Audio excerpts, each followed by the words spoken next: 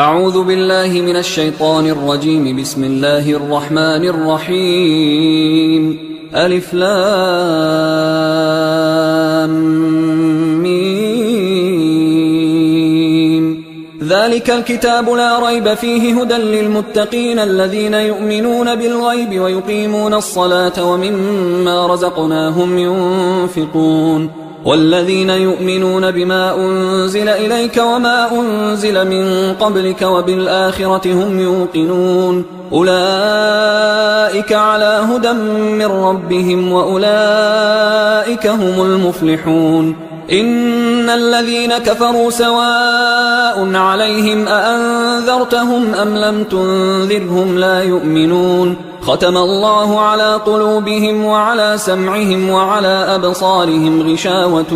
ولهم عذاب عظيم. ومن الناس من يقول آمنا بالله وباليوم الآخر وما هم بمؤمنين يخادعون الله والذين آمنوا وما يخدعون إلا أنفسهم وما يشعرون في قلوبهم مرض فزادهم الله مرضا ولهم عذاب أليم بما كانوا يكذبون. وإذا قيل لهم لا تفسدوا في الأرض قالوا إنما نحن مصلحون ألا إنهم هم المفسدون ولكن لا يشعرون. وإذا قيل لهم آمنوا كما آمن الناس قالوا أنؤمن كما آمن السفهاء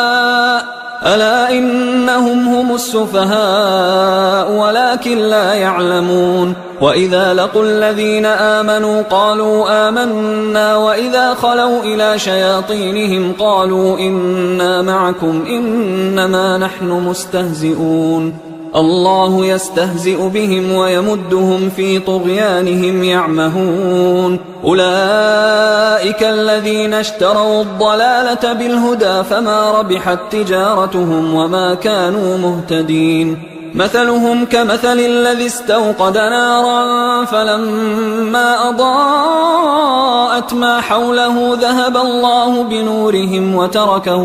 وتركهم في ظلمات لا يبصرون صم بكم عمي فهم لا يرجعون. أو كصيب من السماء فيه ظلمات ورعد وبرق يجعلون أصابعهم في آذانهم من الصواعق حذر الموت والله محيط بالكافرين. يكاد البرق يخطف أبصارهم كلما أضاء لهم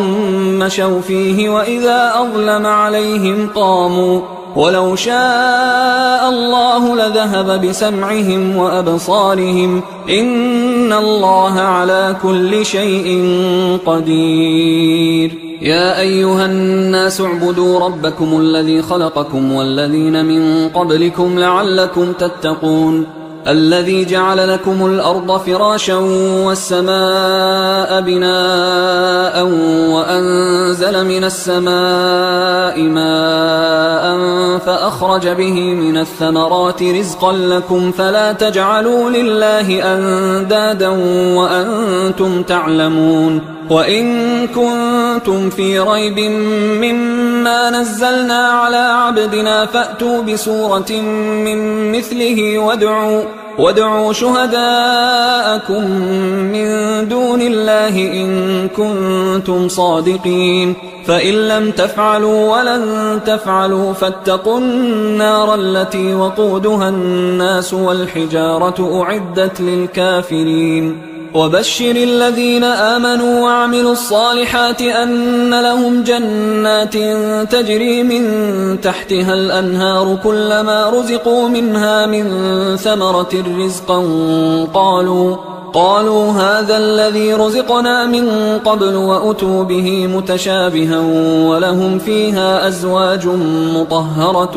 وهم فيها خالدون. إن الله لا يستحيي أن يضرب مثلا ما بعوضة فما فوقها فأما الذين آمنوا فيعلمون أنه الحق من ربهم، وأما الذين كفروا فيقولون ماذا أراد الله بهذا مثلا يضل به كثيرا ويهدي به كثيرا، وما يضل به إلا الفاسقين الذين ينقضون عهد الله من بعد ميثاقه ويقطعون ما أمر الله به أن يوصل ويفسدون في الأرض، أولئك هم الخاسرون. كيف تكفرون بالله وكنتم أمواتا فأحياكم ثم يميتكم ثم يحييكم ثم إليه ترجعون. هو الذي خلق لكم ما في الأرض جميعا ثم استوى إلى السماء فسواهن 7 سماوات وهو بكل شيء عليم. وإذ قال ربك للملائكة إني جاعل في الأرض خليفة قالوا أتجعل فيها من يفسد فيها ويسفك الدماء ونحن نسبح بحمدك ونقدس لك قال إني أعلم ما لا تعلمون. وعلم آدم الأسماء كلها ثم عرضهم على الملائكة فقال أنبئوني بأسماء هؤلاء إن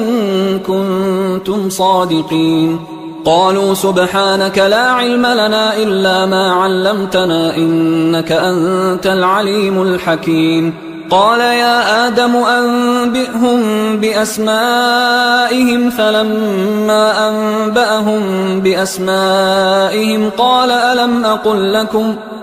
ألم أقل لكم إني أعلم غيب السماوات والأرض وأعلم ما تبدون وما كنتم تكتمون. وإذ قلنا للملائكة اسجدوا لآدم فسجدوا إلا إبليس أبى واستكبر وكان من الكافرين. وقلنا يا آدم اسكن أنت وزوجك الجنة وكلا منها رغدا حيث شئتما ولا تقربا هذه الشجرة فتكونا من الظالمين. فأزلهما الشيطان عنها فأخرجهما مما كانا فيه وقلنا اهبطوا بعضكم لبعض عدو ولكم في الأرض مستقر ومتاع إلى حين. فتلقى آدم من ربه كلمات فتاب عليه إنه هو التواب الرحيم. قلنا اهبطوا منها جميعا فإما يأتينكم مني هدى فمن تبع هداي فلا خوف عليهم ولا هم يحزنون. والذين كفروا وكذبوا بآياتنا أولئك أصحاب النار هم فيها خالدون. يا بني إسرائيل اذكروا نعمتي التي أنعمت عليكم وأوفوا بعهدي أوف بعهدكم وإياي فارهبون. وآمنوا بما أنزلت مصدقا لما معكم ولا تكونوا أول كافر به ولا تشتروا بآياتي ثمنا قليلا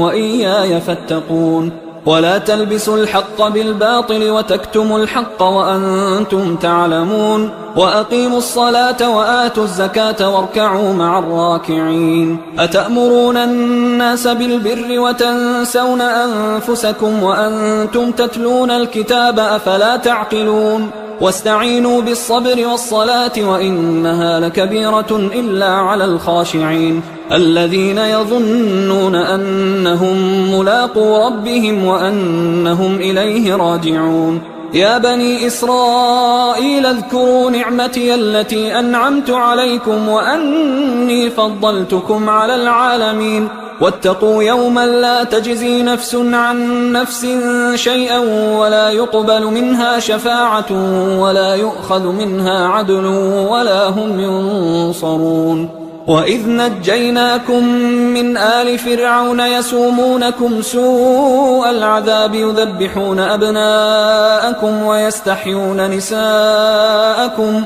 وفي ذلكم بلاء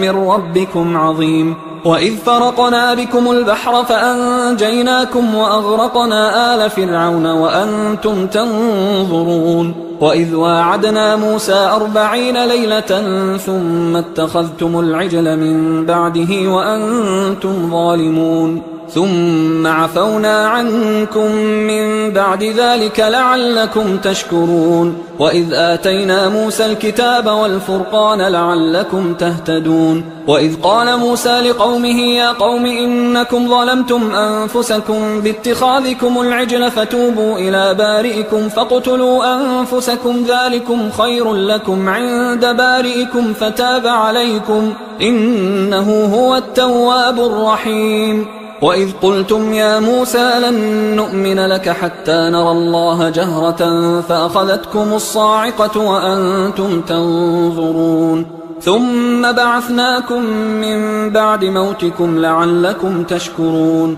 وظللنا عليكم الغمام وأنزلنا عليكم المن والسلوى كلوا من طيبات ما رزقناكم وما ظلمونا ولكن كانوا أنفسهم يظلمون وإذ قلنا ادخلوا هذه القرية فكلوا منها حيث شئتم رغدا وادخلوا الباب سجدا وقولوا حطة نغفر لكم خطاياكم وسنزيد المحسنين فبدل الذين ظلموا قولا غير الذي قيل لهم فأنزلنا على الذين ظلموا رجزا من السماء بما كانوا يفسقون وإذ استسقى موسى لقومه فقلنا اضرب بعصاك الحجر فانفجرت منه 12 عينا قد علم كل أناس مشربهم كلوا واشربوا من رزق الله ولا تعثوا في الأرض مفسدين وإذ قلتم يا موسى لن نصبر على طعام واحد فادع لنا ربك يخرج لنا مما تنبت الأرض من بقلها وقثائها وفومها وعدسها وبصلها قال أتستبدلون الذي هو أدنى بالذي هو خير اهبطوا مصرا فإن لكم ما سألتم وضربت عليهم الذلة والمسكنة وباءوا بغضب من الله ذلك بأنهم كانوا يكفرون بآيات الله ويقتلون النبيين بغير الحق ذلك بما عصوا وكانوا يعتدون إن الذين آمنوا والذين هادوا والنصارى والصابئين من آمن بالله واليوم الآخر وعمل صالحا فلهم أجرهم عند ربهم ولا خوف عليهم ولا هم يحزنون وإذ أخذنا ميثاقكم ورفعنا فوقكم الطور خذوا ما آتيناكم بقوة واذكروا ما فيه لعلكم تتقون ثم توليتم من بعد ذلك فلولا فضل الله عليكم ورحمته لكنتم من الخاسرين ولقد علمتم الذين اعتدوا منكم في السبت فقلنا لهم كونوا قردة خاسئين فجعلناها نكالا لما بين يديها وما خلفها وموعظة للمتقين وإذ قال موسى لقومه إن الله يأمركم أن تذبحوا بقرة قالوا أتتخذنا هزوا قال أعوذ بالله أن أكون من الجاهلين قالوا ادع لنا ربك يبين لنا ما هي قال إنه يقول إنها بقرة لا فارض ولا بكر عوان بين ذلك فافعلوا ما تؤمرون قالوا ادع لنا ربك يبين لنا ما لونها قال إنه يقول إنها بقرة صفراء فاقع لونها تسر الناظرين قالوا ادع لنا ربك يبين لنا ما هي إن البقرة شابه علينا وإنا إن شاء الله لمهتدون قال إنه يقول إنها بقرة لا ذلول تثير الأرض ولا تسقي الحرث مسلمة لا شية فيها قالوا الآن جئت بالحق فذبحوها وما كادوا يفعلون وإذ قتلتم نفسا فادارأتم فيها والله مخرج ما كنتم تكتمون فقلنا اضربوه ببعضها كذلك يحيي الله الموتى ويريكم آياته لعلكم تعقلون ثم قست قلوبكم من بعد ذلك فهي كالحجارة أو أشد قسوة وإن من الحجارة لما يتفجر منه الأنهار وإن منها لما يشقق فيخرج منه الماء وإن منها لما يهبط من خشية الله وما الله بغافل عما تعملون أفتطمعون أن يؤمنوا لكم وقد كان فريق منهم يسمعون كلام الله ثم يحرفونه من بعد ما عقلوه وهم يعلمون وإذا لقوا الذين آمنوا قالوا آمنا وإذا خلا بعضهم إلى بعض قالوا أتحدثونهم بما فتح الله عليكم ليحاجوكم به عند ربكم أفلا تعقلون أولا يعلمون أن الله يعلم ما يسرون وما يعلنون ومنهم أميون لا يعلمون الكتاب إلا أماني وإنهم إلا يظنون فويل للذين يكتبون الكتاب بأيديهم ثم يقولون هذا من عند الله ليشتروا به ثمنا قليلا فويل لهم مما كتبت أيديهم وويل لهم مما يكسبون وقالوا لن تمسنا النار إلا أياما معدودة قل أتخذتم عند الله عهدا فلن يخلف الله عهده أم تقولون على الله ما لا تعلمون بلى من كسب سيئة وأحاطت به خطيئته فأولئك أصحاب النار هم فيها خالدون والذين آمنوا وعملوا الصالحات أولئك أصحاب الجنة هم فيها خالدون وإذ أخذنا ميثاق بني إسرائيل لا تعبدون إلا الله وبالوالدين إحسانا وذي القربى واليتامى والمساكين وقولوا للناس حسنا وأقيموا الصلاة وآتوا الزكاة ثم توليتم إلا قليلا منكم وأنتم معرضون وإذ أخذنا ميثاقكم لا تسفكون دماءكم ولا تخرجون أنفسكم من دياركم ثم أقررتم وأنتم تشهدون ثم أنتم هؤلاء تقتلون أنفسكم وتخرجون فريقا منكم من ديارهم تظاهرون عليهم بالإثم والعدوان وإن يأتوكم أسارى تفادوهم وهو محرم عليكم إخراجهم أفتؤمنون ببعض الكتاب وتكفرون ببعض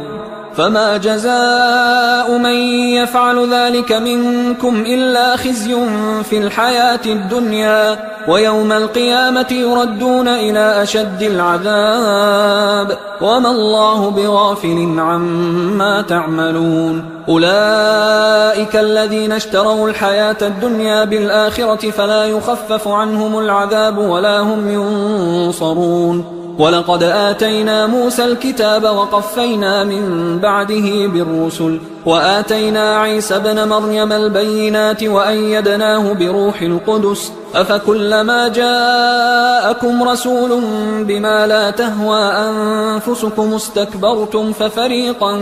كذبتم وفريقا تقتلون وقالوا قلوبنا غلف بل لعنهم الله بكفرهم فقليلا ما يؤمنون ولما جاءهم كتاب من عند الله مصدق لما معهم وكانوا من قبل يستفتحون على الذين كفروا فلما جاءهم ما عرفوا كفروا به فلعنة الله على الكافرين بئس ما اشتروا به أنفسهم أن يكفروا بما أنزل الله بغيا أن ينزل الله من فضله على من يشاء من عباده فباءوا بغضب على غضب وللكافرين عذاب مهين وإذا قيل لهم آمنوا بما أنزل الله قالوا نؤمن بما أنزل علينا ويكفرون بما وراءه وهو الحق مصدقا لما معهم قل فلم تقتلون أنبياء الله من قبل إن كنتم مؤمنين ولقد جاءكم موسى بالبينات ثم اتخذتم العجل من بعده وأنتم ظالمون وإذ أخذنا ميثاقكم ورفعنا فوقكم الطور خذوا ما آتيناكم بقوة واسمعوا قالوا سمعنا وعصينا وأشربوا في قلوبهم العجل بكفرهم قل بئس ما يأمركم به إيمانكم إن كنتم مؤمنين قل إن كانت لكم الدار الآخرة عند الله خالصة من دون الناس فتمنوا الموت إن كنتم صادقين ولن يتمنوه أبدا بما قدمت أيديهم والله عليم بالظالمين ولتجدنهم أحرص الناس على حياة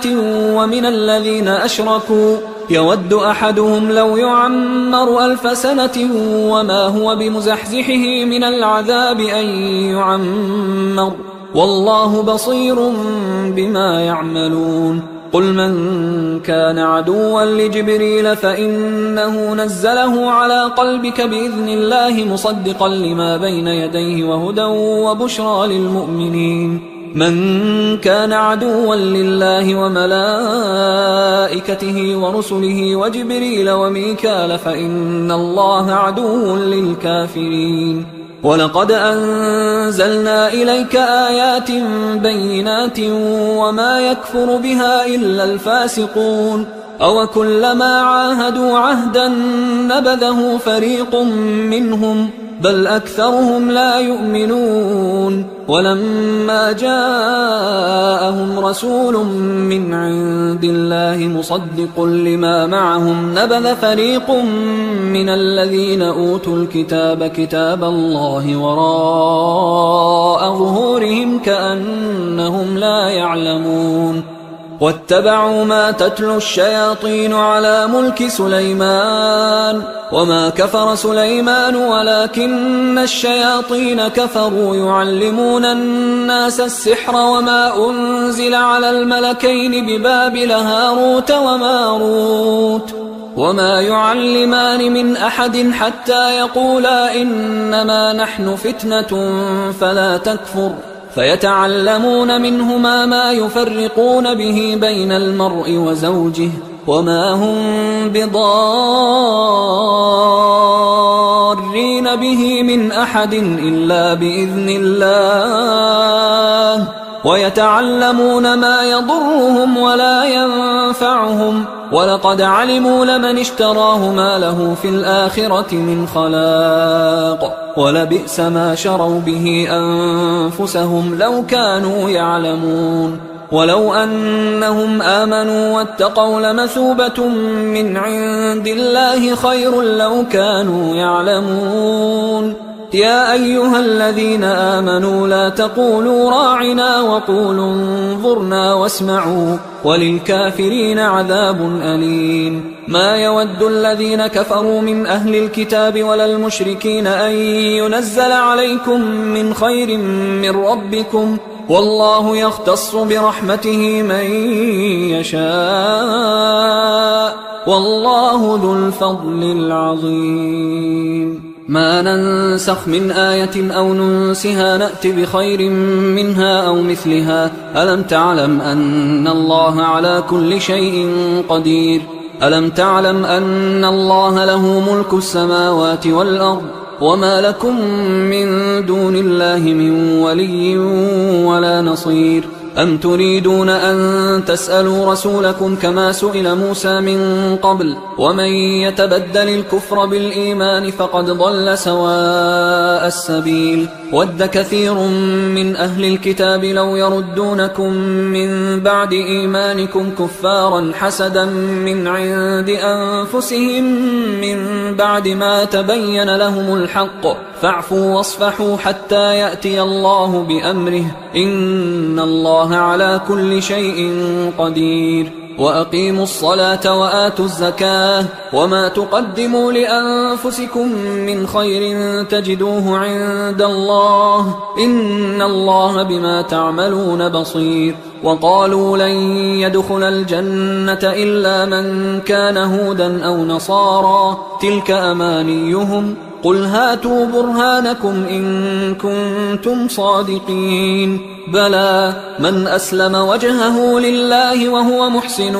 فله أجره عند ربه ولا خوف عليهم ولا هم يحزنون وقالت اليهود ليست النصارى على شيء وقالت النصارى ليست اليهود على شيء وهم يتلون الكتاب كذلك قال الذين لا يعلمون مثل قولهم فالله يحكم بينهم يوم القيامة فيما كانوا فيه يختلفون ومن أظلم ممن منع مساجد الله أن يذكر فيها اسمه وسعى في خرابها أولئك ما كان لهم أن يدخلوها إلا خائفين لهم في الدنيا خزي ولهم في الآخرة عذاب عظيم ولله المشرق والمغرب فأينما تولوا فثم وجه الله إن الله واسع عليم وقالوا اتخذ الله ولدا سبحانه بل له ما في السماوات والأرض كل له قانتون بديع السماوات والأرض وإذا قضى أمرا فإنما يقول له كن فيكون وقال الذين لا يعلمون لولا يكلمنا الله أو تأتينا آية كذلك قال الذين من قبلهم مثل قولهم تشابهت قلوبهم قد بينا الآيات لقوم يوقنون إنا أرسلناك بالحق بشيرا ونذيرا ولا تسأل عن أصحاب الجحيم ولن ترضى عنك اليهود ولا النصارى حتى تتبع ملتهم قل إن هدى الله هو الهدى ولئن اتبعت أهواءهم بعد الذي جاءك من العلم ما لك من الله من ولي ولا نصير الذين آتيناهم الكتاب يتلونه حق تلاوته أولئك يؤمنون به ومن يكفر به فأولئك هم الخاسرون يا بني إسرائيل اذكروا نعمتي التي أنعمت عليكم وأني فضلتكم على العالمين واتقوا يوما لا تجزي نفس عن نفس شيئا ولا يقبل منها عدل ولا تنفعها شفاعة ولا هم ينصرون وإذ ابتلى إبراهيم ربه بكلمات فأتمهن قال إني جاعلك للناس إماما قال ومن ذريتي قال لا ينال عهد الظالمين وإذ جعلنا البيت مثابة للناس وأمنا واتخذوا من مقام إبراهيم مصلى وعهدنا إلى إبراهيم وإسماعيل أن طهرا بيتي للطائفين والعاكفين والركع السجود وإذ قال إبراهيم رب اجعل هذا بلدا آمنا وارزق أهله من الثمرات من آمن منهم بالله واليوم الآخر قال ومن كفر فأمتعه قليلا ثم أضطره إلى عذاب النار وبئس المصير وإذ يرفع إبراهيم القواعد من البيت وإسماعيل ربنا تقبل منا إنك أنت السميع العليم ربنا وجعلنا مسلمين لك ومن ذريتنا أمة مسلمة لك وأرنا مناسكنا وتب علينا إنك أنت التواب الرحيم ربنا وبعث فيهم رسولا منهم يتلو عليهم آياتك ويعلمهم الكتاب والحكمة ويزكيهم إنك أنت العزيز الحكيم ومن يرغب عن ملة إبراهيم إلا من سفه نفسه ولقد اصطفيناه في الدنيا وإنه في الآخرة لمن الصالحين إذ قال له ربه أسلم قال أسلمت لرب العالمين. ووصى بها إبراهيم بنيه ويعقوب يا بني إن الله اصطفى لكم الدين فلا تموتن إلا وأنتم مسلمون. أم كنتم شهداء إذ حضر يعقوب الموت إذ قال لبنيه ما تعبدون من بعدي قالوا نعبد إلهك وإله آبائك إبراهيم وإسماعيل وإسحاق إلها واحدا ونحن له مسلمون. تلك أمة قد خلت لها ما كسبت ولكم ما كسبتم ولا تسألون عما كانوا يعملون. وقالوا كونوا هودا أو نصارى تهتدوا قل بل ملة إبراهيم حنيفا وما كان من المشركين. قولوا آمنا بالله وما أنزل إلينا وما أنزل إلى إبراهيم وإسماعيل وإسحاق ويعقوب والأسباط وما أوتي موسى وعيسى وما أوتي النبيون من ربهم لا نفرق بين أحد منهم ونحن له مسلمون. فإن آمنوا بمثل ما آمنتم به فقد اهتدوا وإن تولوا فإنما هم في شقاق فسيكفيكهم الله وهو السميع العليم. صبغة الله ومن أحسن من الله صبغة ونحن له عابدون. قل أتحاجوننا في الله وهو ربنا وربكم ولنا أعمالنا ولكم أعمالكم ونحن له مخلصون. أم تقولون إن إبراهيم وإسماعيل وإسحاق ويعقوب والأسباط كانوا هودا أو نصارى قل أأنتم أعلم أم الله ومن أظلم ممن كتم شهادة عنده من الله وما الله بغافل عما تعملون. تلك أمة قد خلت لها ما كسبت ولكم ما كسبتم ولا تسألون عما كانوا يعملون. سيقول السفهاء من الناس ما ولاهم عن قبلتهم التي كانوا عليها قل لله المشرق والمغرب يهدي من يشاء إلى صراط مستقيم. وكذلك جعلناكم أمة وسطا لتكونوا شهداء على الناس ويكون الرسول عليكم شهيدا. وما جعلنا القبلة التي كنت عليها إلا لنعلم من يتبع الرسول ممن ينقلب على عقبيه وإن كانت لكبيرة إلا على الذين هدى الله وما كان الله ليضيع إيمانكم إن الله بالناس لرؤوف رحيم. قد نرى تقلب وجهك في السماء فلنولينك قبلة ترضاها فول وجهك شطر المسجد الحرام وحيث ما كنتم فولوا وجوهكم شطره وإن الذين أوتوا الكتاب ليعلمون أنه الحق من ربهم وما الله بغافل عما يعملون. ولئن أتيت الذين أوتوا الكتاب بكل آية ما تبعوا قبلتك وما أنت بتابع قبلتهم وما بعضهم بتابع قبلة بعض ولئن اتبعت أهواءهم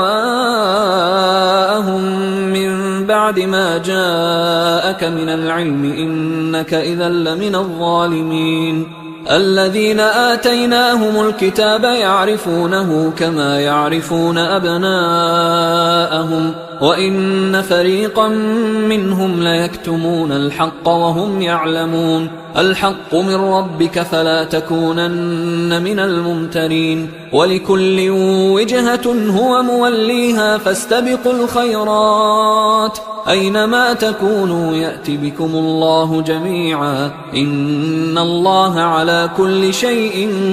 قدير ومن حيث خرجت فول وجهك شطر المسجد الحرام وإنه للحق من ربك وما الله بغافل عما تعملون ومن حيث خرجت فول وجهك شطر المسجد الحرام وحيث ما كنتم فولوا وجوهكم شطره لئلا يكون للناس عليكم حجة إلا الذين ظلموا منهم فلا تخشوهم واخشوني ولأتم نعمتي عليكم ولعلكم تهتدون كما أرسلنا فيكم رسولا منكم يتلو عليكم آياتنا ويزكيكم ويعلمكم الكتاب والحكمة ويعلمكم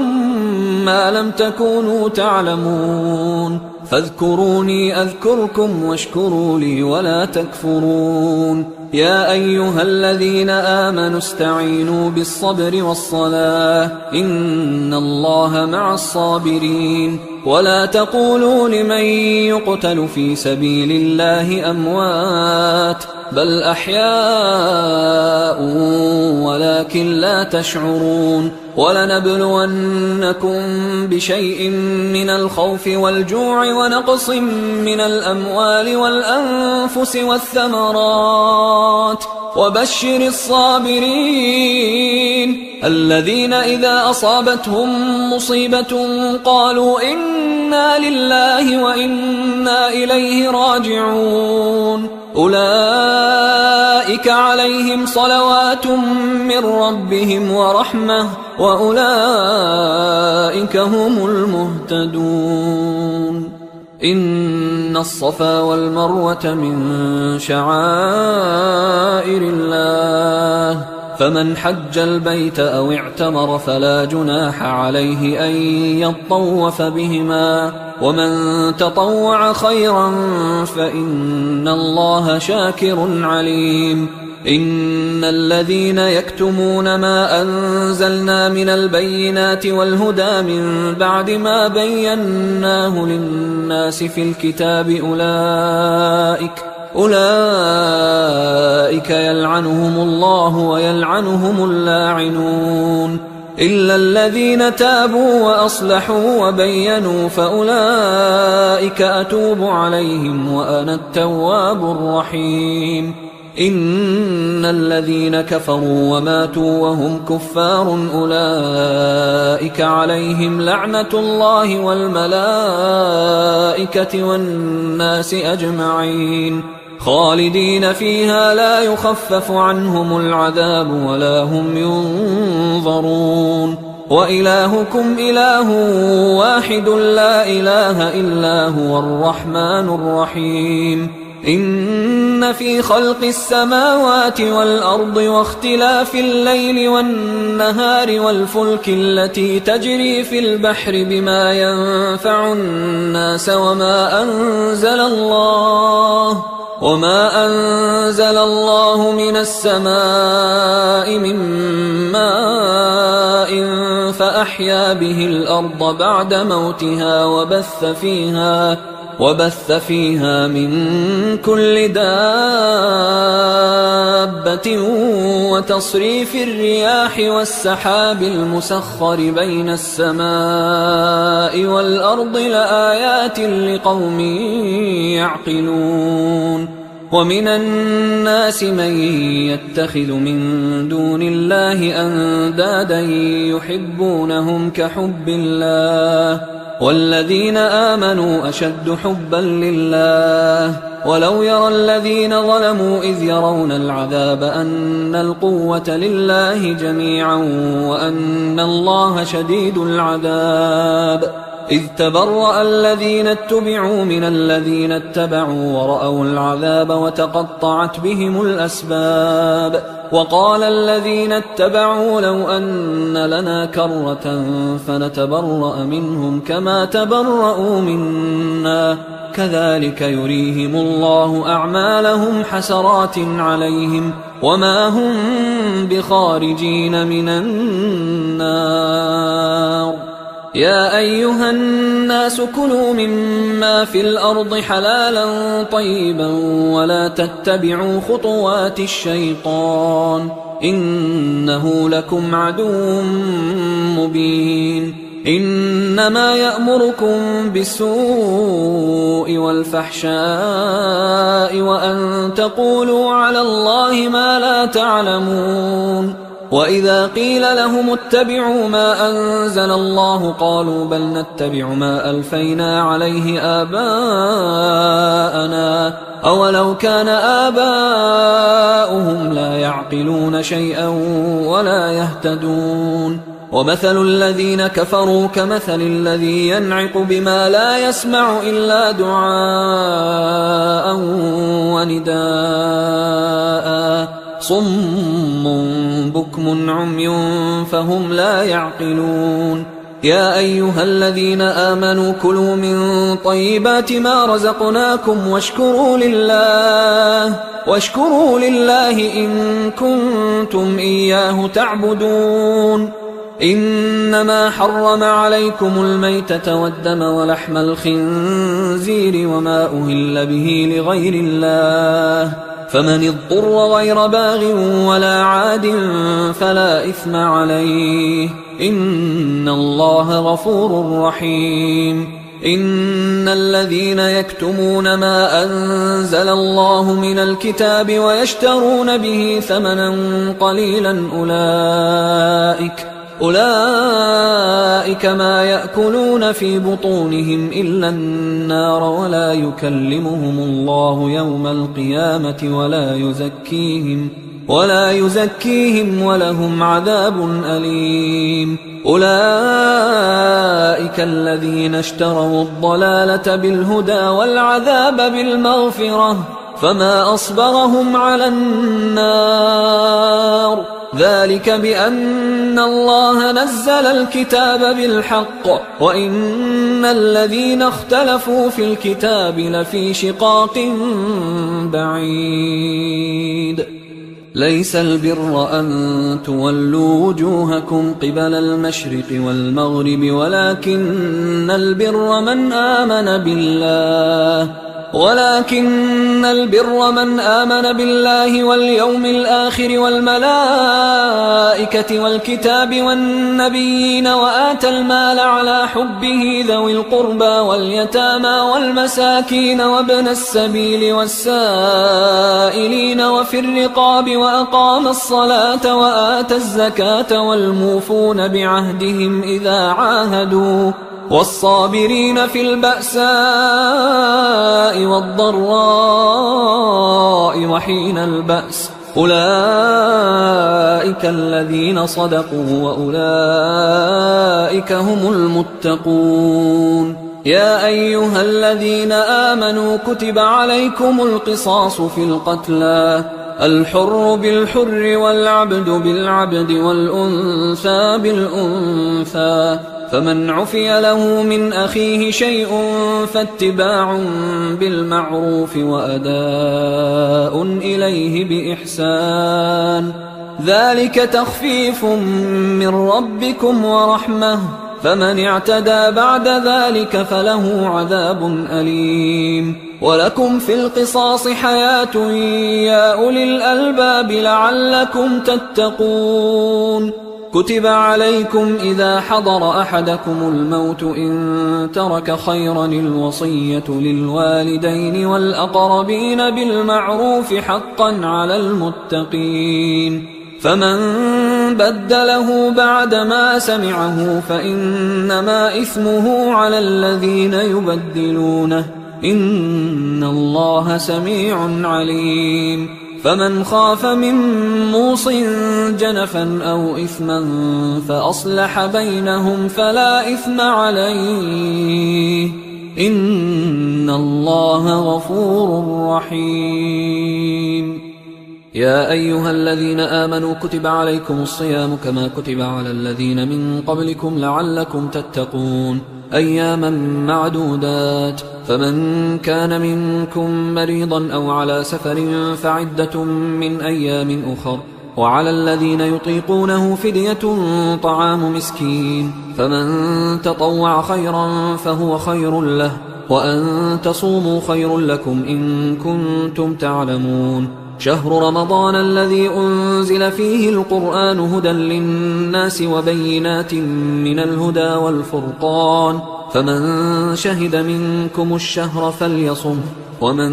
كان مريضا أو على سفر فعدة من أيام أخر، يريد الله بكم اليسر ولا يريد بكم العسر ولتكملوا العدة ولتكبروا الله على ما هداكم ولعلكم تشكرون. وإذا سألك عبادي عني فإني قريب أجيب دعوة الداعي إذا دعان، فليستجيبوا لي وليؤمنوا بي لعلهم يرشدون. أحل لكم ليلة الصيام الرفث إلى نسائكم هن لباس لكم وأنتم لباس لهن، علم الله أنكم كنتم تختانون أنفسكم فتاب عليكم وعفى عنكم، فالآن باشروهن وابتغوا ما كتب الله لكم، وكلوا واشربوا حتى يتبين لكم الخيط الأبيض من الخيط الأسود من الفجر، ثم أتموا الصيام إلى الليل، ولا تباشروهن وأنتم عاكفون في المساجد، تلك حدود الله فلا تقربوها، كذلك يبين الله آياته للناس لعلهم يتقون. ولا تأكلوا أموالكم بينكم بالباطل وتدلوا بها إلى الحكام لتأكلوا فريقا من أموال الناس بالإثم وأنتم تعلمون. يسألونك عن الأهلة قل هي مواقيت للناس والحج، وليس البر بأن تأتوا البيوت من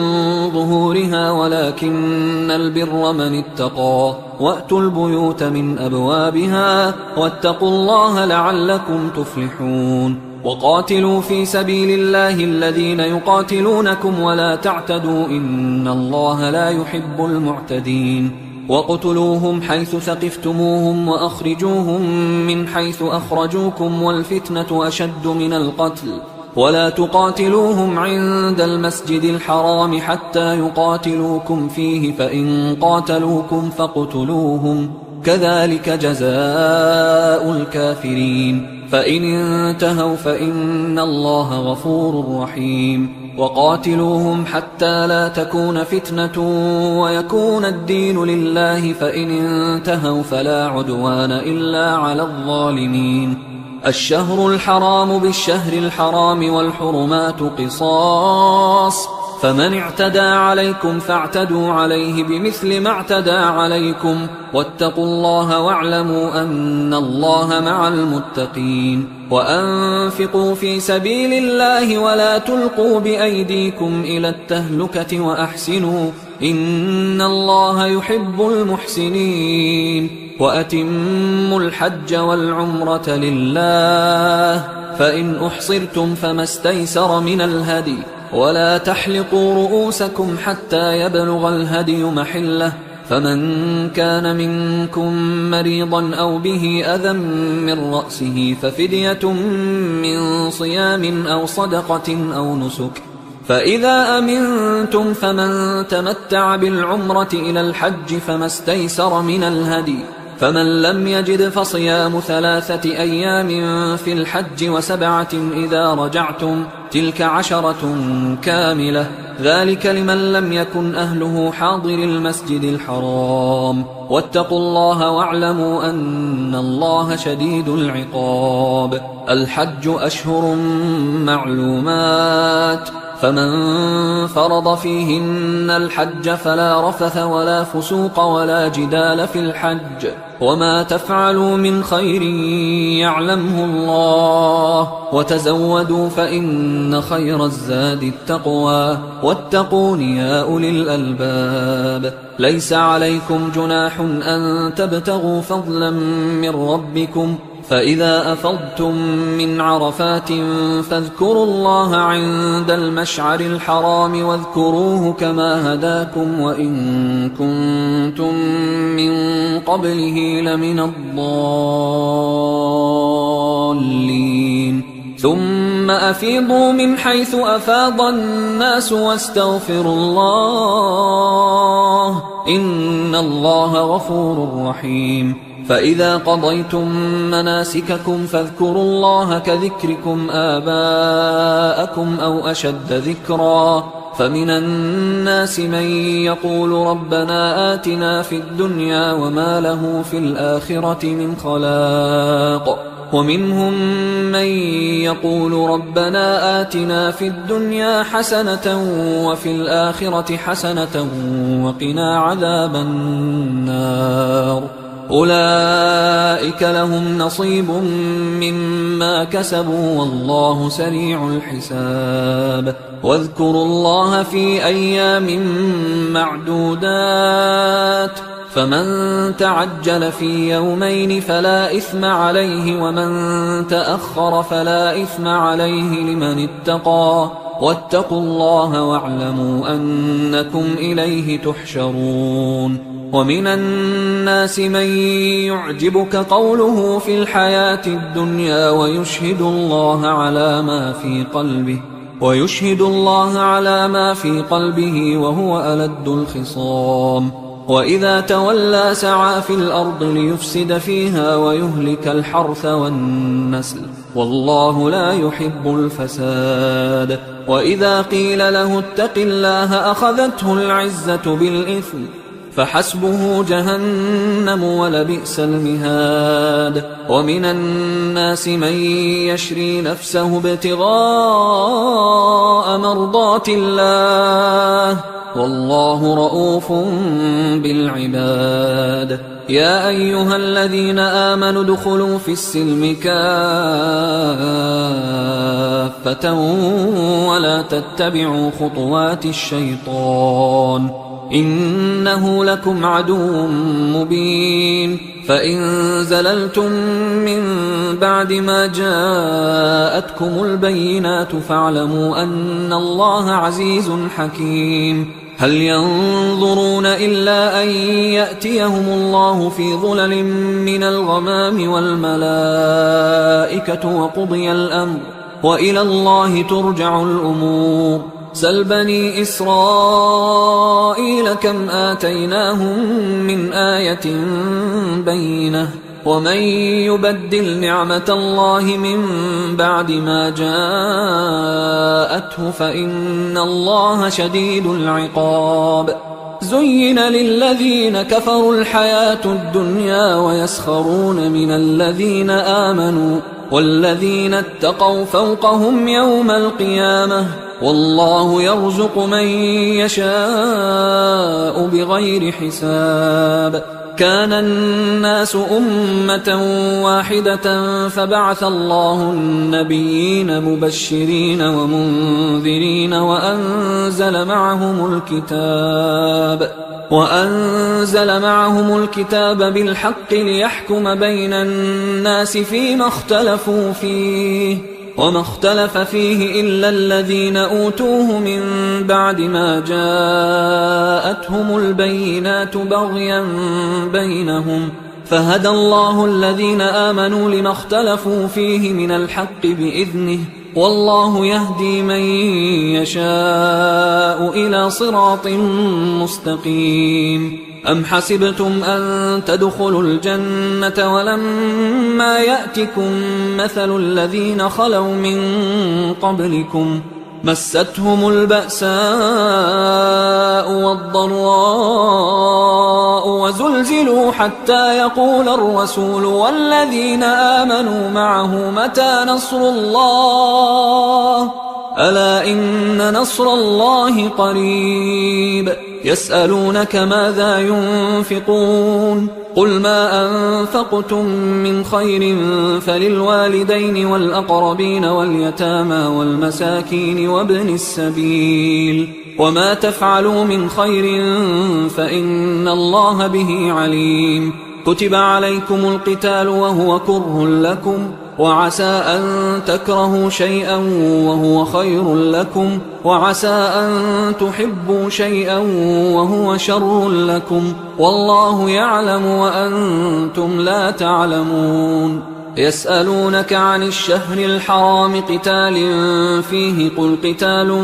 فيه كبير وصد عن سبيل الله وكفر به والمسجد الحرام وإخراج أهله منه أكبر عند الله والفتنة أكبر من القتل ولا يزالون يقاتلونكم حتى يردوكم عن دينكم إن استطاعوا ومن يرتدد منكم عن دينه فيمت وهو كافر فأولئك حبطت أعمالهم في الدنيا والآخرة وأولئك أصحاب النار هم فيها خالدون إن الذين آمنوا والذين هاجروا وجاهدوا في سبيل الله أولئك يرجون رحمة الله والله غفور رحيم يسألونك عن الخمر والميسر قل فيهما إثم كبير ومنافع للناس وإثمهما أكبر من نفعهما ويسألونك ماذا ينفقون قل العفو كذلك يبين الله لكم الآيات لعلكم تتفكرون في الدنيا والآخرة ويسألونك عن اليتامى قل إصلاح لهم خير وإن تخالطوهم فإخوانكم والله يعلم المفسد من المصلح ولو شاء الله لأعنتكم إن الله عزيز حكيم ولا تنكحوا المشركات حتى يؤمن ولأمة مؤمنة خير من مشركة ولو أعجبتكم ولا تنكحوا المشركين حتى يؤمنوا ولعبد مؤمن خير من مشرك ولو أعجبكم أولئك يدعون إلى النار والله يدعو إلى الجنة والمغفرة بإذنه ويبين آياته للناس لعلهم يتذكرون ويسألونك عن المحيض قل هو أذى فاعتزلوا النساء في المحيض ولا تقربوهن حتى يطهرن فإذا تطهرن فأتوهن من حيث أمركم الله إن الله يحب التوابين ويحب المتطهرين نساؤكم حرث لكم فأتوا حرثكم أنى شئتم وقدموا لأنفسكم واتقوا الله واعلموا أنكم ملاقوه وبشر المؤمنين ولا تجعلوا الله عرضة لأيمانكم أن تبروا وتتقوا وتصلحوا بين الناس والله سميع عليم لا يؤاخذكم الله باللغو في أيمانكم ولكن يؤاخذكم بما كسبت قلوبكم والله غفور حليم للذين يؤلون من نسائهم تربص 4 أشهر فإن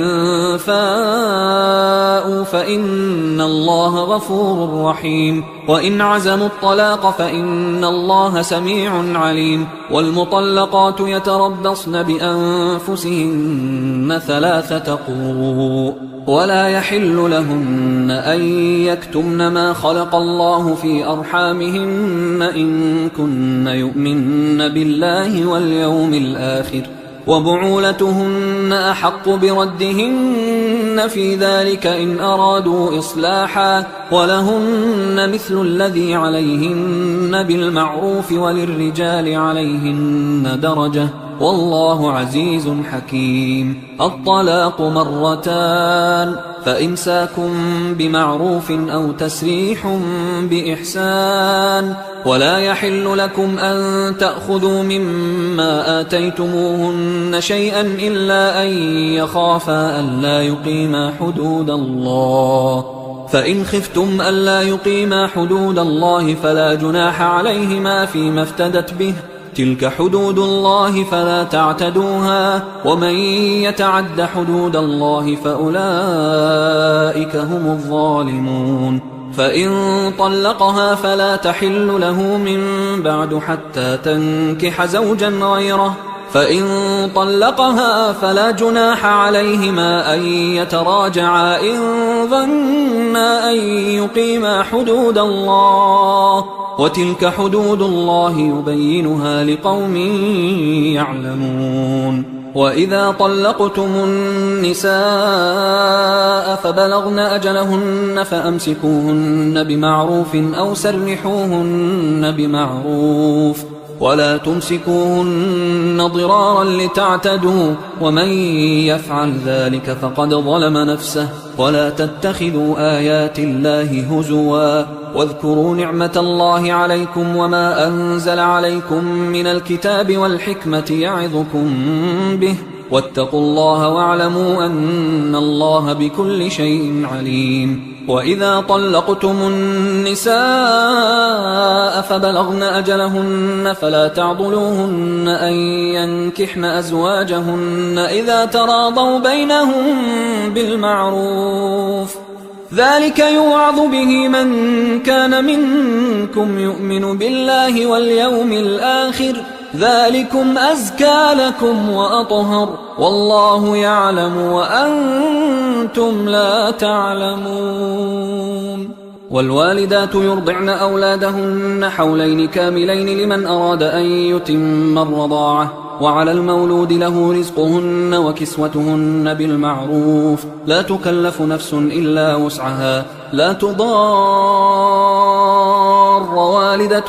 بولدها ولا مولود له بولده، وعلى الوارث مثل ذلك، فإن أرادا فصالا عن تراض منهما وتشاور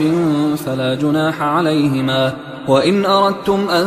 تسترضعوا أولادكم فلا جناح عليكم إذا سلمتم ما آتيتم بالمعروف، واتقوا الله واعلموا أن الله بما تعملون بصير. والذين يتوفون منكم ويذرون أزواجا يتربصن بأنفسهن 4 أشهر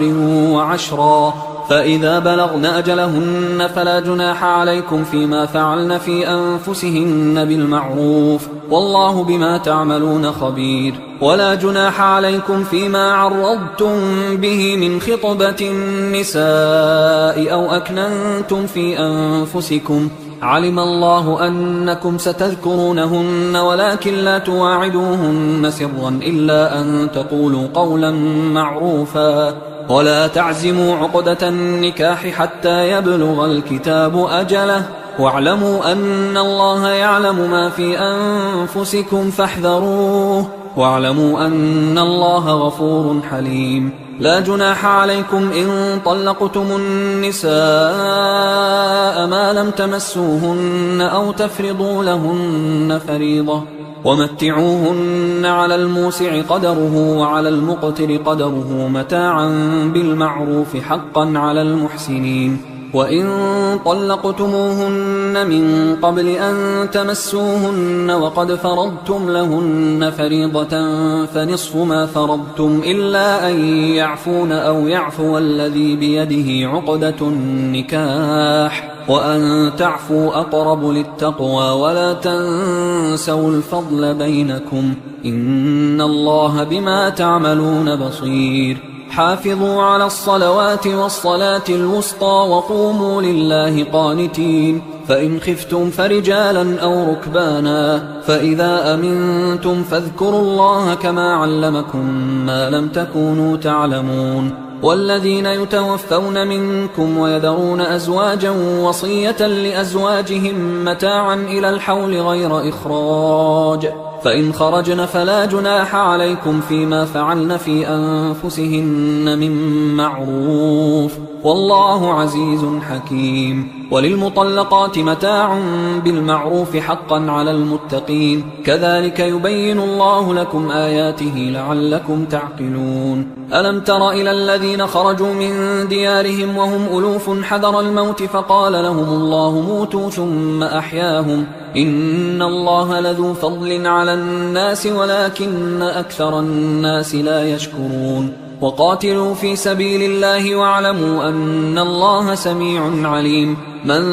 ذا الذي يقرض الله قرضا حسنا فيضاعفه له أضعافا كثيرة، والله يقبض ويبسط وإليه ترجعون. ألم تر إلى الملأ من بني إسرائيل من بعد موسى إذ قالوا لنبي له مبعث لنا ملكا نقاتل في سبيل الله، قال هل عسيتم إن كتب عليكم القتال ألا تقاتلوا؟ قالوا وما لنا ألا نقاتل في سبيل الله وقد أخرجنا من ديارنا وأبنائنا،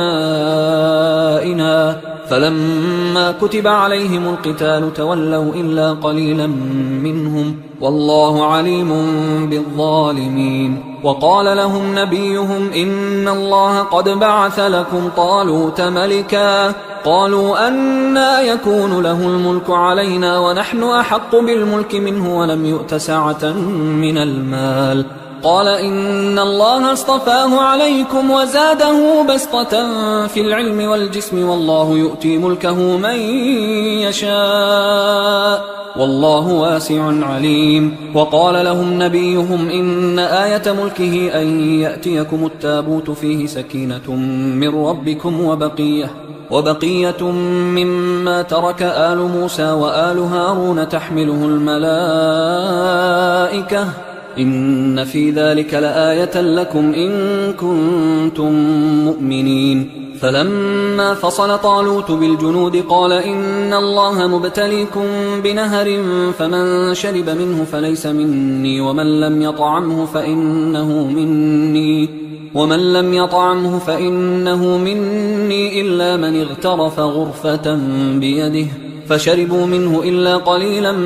منهم. فلما جاوزه هو والذين آمنوا معه قالوا لا طاقة لنا اليوم بجالوت وجنوده. قال الذين يظنون أنهم ملاقوا الله كم من فئة قليلة غلبت فئة كثيرة بإذن الله والله مع الصابرين. ولما برزوا لجالوت وجنوده قالوا ربنا أفرغ علينا صبرا وثبت أقدامنا وانصرنا على القوم الكافرين، فهزموهم بإذن الله. وقتل داود جالوت وآتاه الله الملك والحكمة وعلمه مما يشاء، ولولا دفع الله الناس بعضهم ببعض لفسدت الأرض ولكن الله ذو فضل على العالمين. تلك آيات الله نتلوها عليك بالحق وإنك لمن المرسلين. تلك الرسل فضلنا بعضهم على بعض، منهم من كلم الله ورفع بعضهم درجات، وآتينا عيسى ابن مريم البينات وأيدناه بروح القدس، ولو شاء الله ما اقتتل الذين من بعدهم من بعد ما جاءتهم البينات ولكن اختلفوا فمنهم من آمن ومنهم من كفر، ولو شاء الله ما اقتتلوا ولكن الله يفعل ما يريد. يا أيها الذين آمنوا أنفقوا مما رزقناكم من قبل أن يأتي يوم لا بيع فيه ولا خلة ولا شفاعة والكافرون هم الظالمون. الله لا إله إلا هو الحي القيوم لا تأخذه سنة ولا نوم، له ما في السماوات وما في الأرض، من ذا الذي يشفع عنده إلا بإذنه، يعلم ما بين أيديهم وما خلفهم ولا يحيطون بشيء من علمه إلا بما شاء، وسع كرسيه السماوات والأرض ولا يؤوده حفظهما وهو العلي العظيم. لا إكراه في الدين قد تبين الرشد من الغي،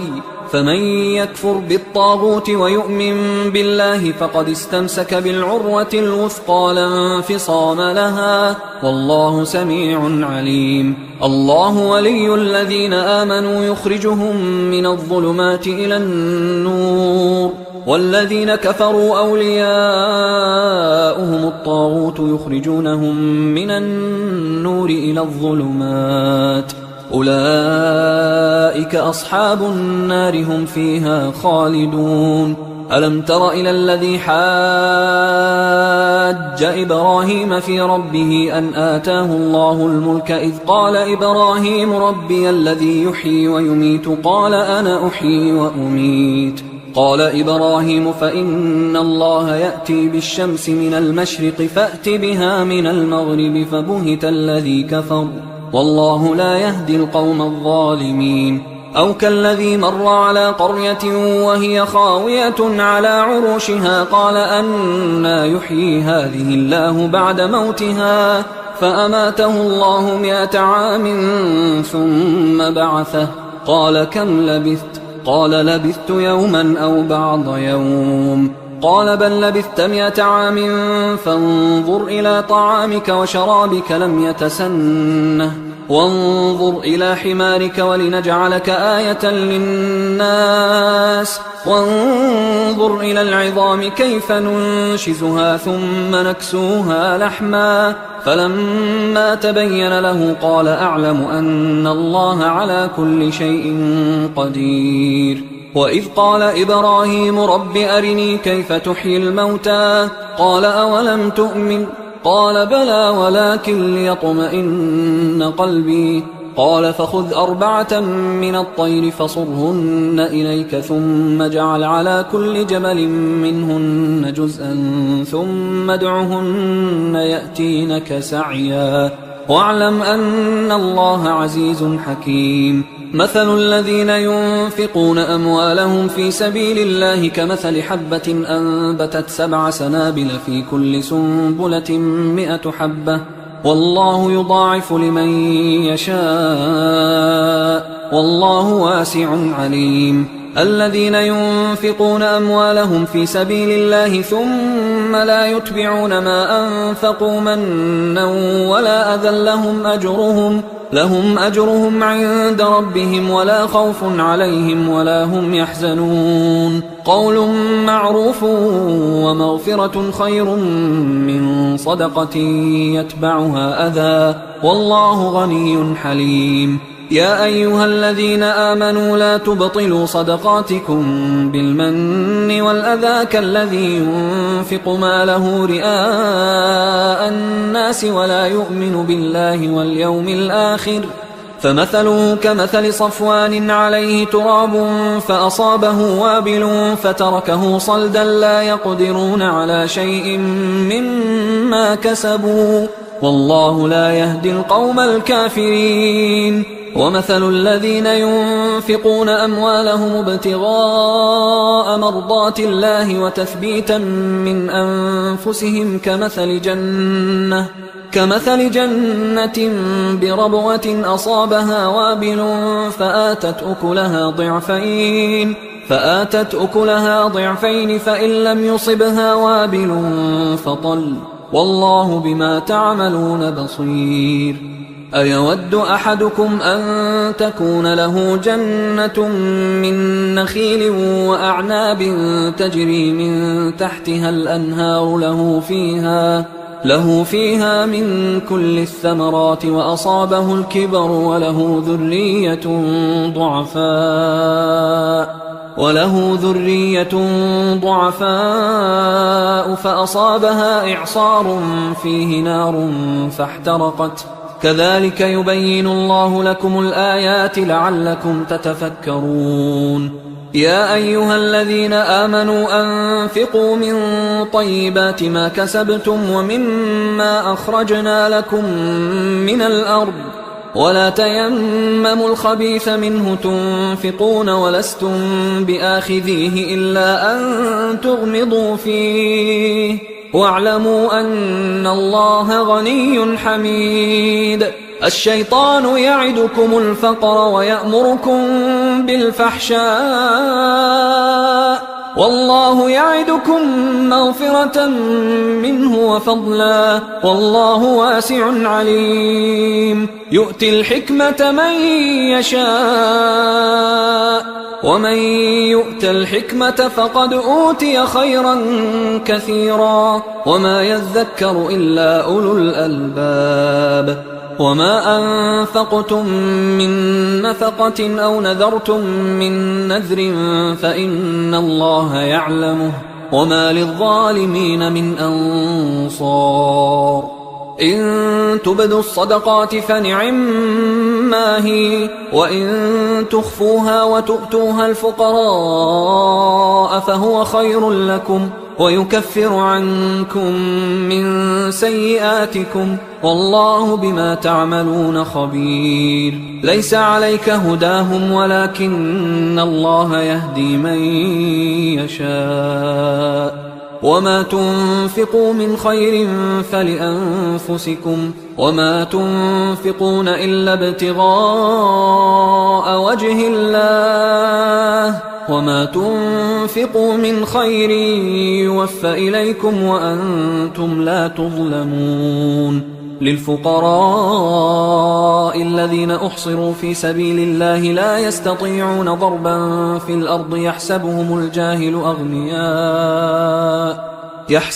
الجاهل أغنياء من التعفف تعرفهم بسيماهم لا يسألون الناس إلحافا وما تنفقوا من خير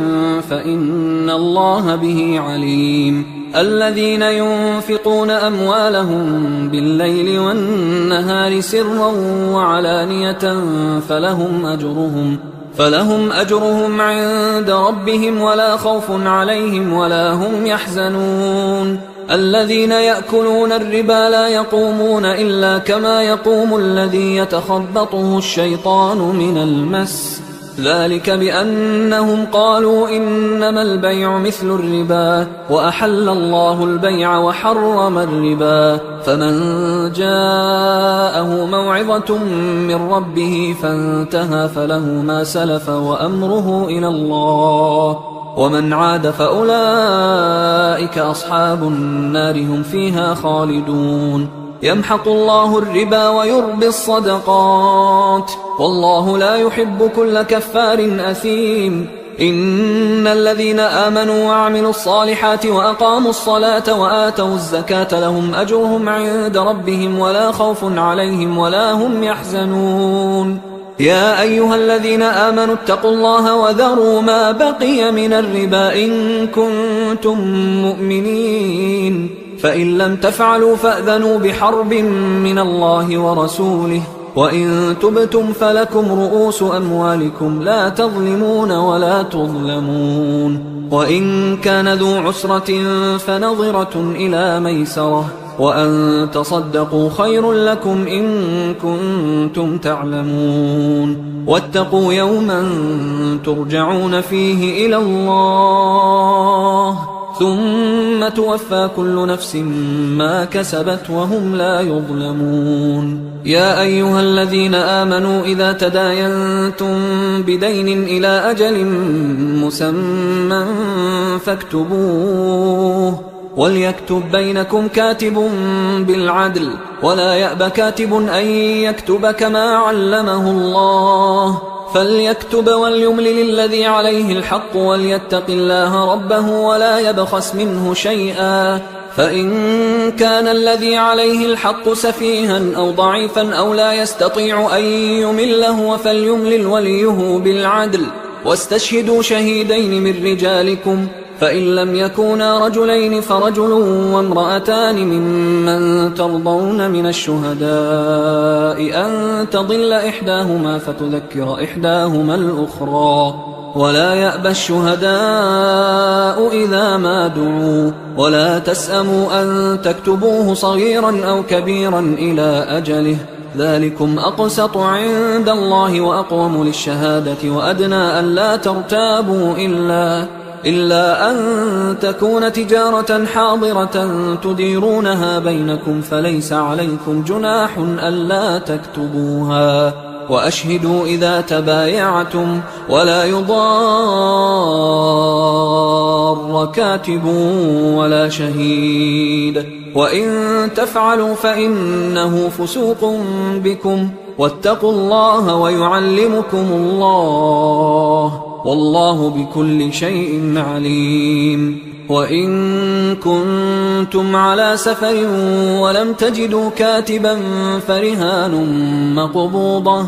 فإن أمن بعضكم بعضا فليؤدي الذي اؤتمن أمانته وليتق الله ربه ولا تكتموا الشهادة ومن يكتمها فإنه آثم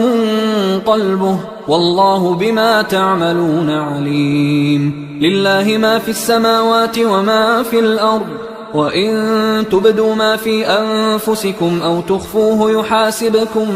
به الله فيغفر لمن يشاء ويعذب من يشاء والله على كل شيء قدير آمن الرسول بما أنزل إليه من ربه والمؤمنون كل آمن بالله وملائكته وكتبه ورسله لا نفرق بين أحد من رسله وقالوا سمعنا وأطعنا غفرانك ربنا وإليك المصير لا يكلف الله نفسا إلا وسعها لها ما كسبت وعليها ما اكتسبت ربنا لا تؤاخذنا إن نسينا أو أخطأنا ربنا ولا تحمل علينا إصرا كما حملته على الذين من قبلنا ربنا ولا تحملنا ما لا طاقة لنا به واعف عنا واغفر لنا وارحمنا أنت مولانا فانصرنا على القوم الكافرين.